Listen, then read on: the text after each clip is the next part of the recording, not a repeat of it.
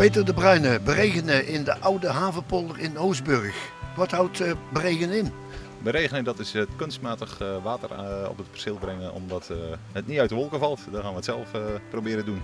Ja, dus kunstmatig zegt u. Waar houdt u uw water vandaan? We hebben afgelopen jaar hebben wij een diepdrain getrokken op het perceel. Hoe diep? Op 1,6 meter diep. Ja. En daar ligt een buis en daar stroomt het water naartoe. En met de pomp halen we dat eruit. En dat verpompen we naar de haspel toe. En hoe ver ligt die bron hier vandaan? 500-600 meter ongeveer. Ja. En die kanalen die hier door West-Vlaanderen lopen. Hè? We zijn ergens geweest, of we gaan naartoe met een lange slang. En het komt niet uit het kanaal omdat het brak was. Ja, klopt. Het oppervlaktewater hier in deze streek in ieder geval is allemaal te brak, dus dat gaat niet. Daarnaast zit je altijd met het probleem, als je gaat beregenen uit oppervlaktewater, zit je bij pootgoedteelt met verboden in verband met bacteriën die uit het water kunnen op de percelen overgaan. En een ander probleem is, als het echt droog begint te worden, dan komt er een beregeningsverbod om te onttrekken uit oppervlaktewater. Dus als het nodig is, dan mag je niet meer uit oppervlaktewater. Dus dat schiet je allemaal niks meer op. Genoeg gepraat, we gaan eens kijken hoe dat werkt. Prima, heel goed. Oké. Heel goed.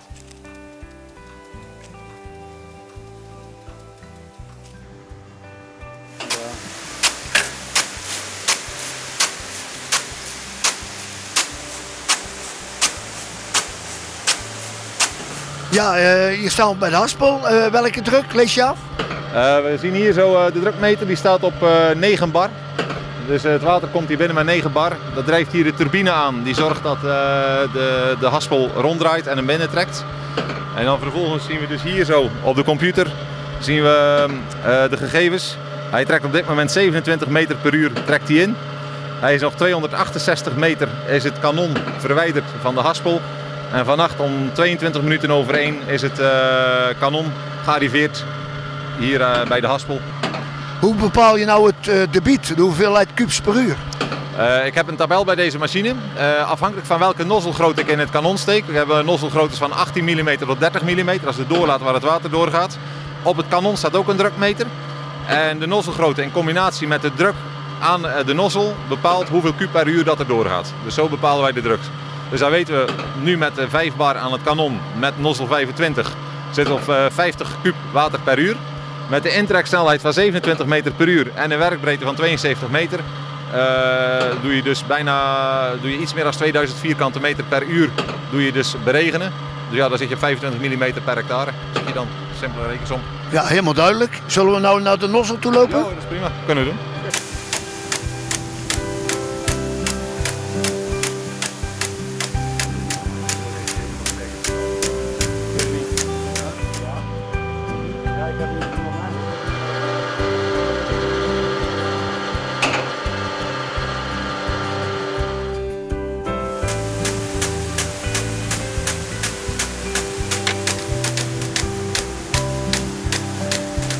Peter, is dat de eerste keer dat je hier beregent?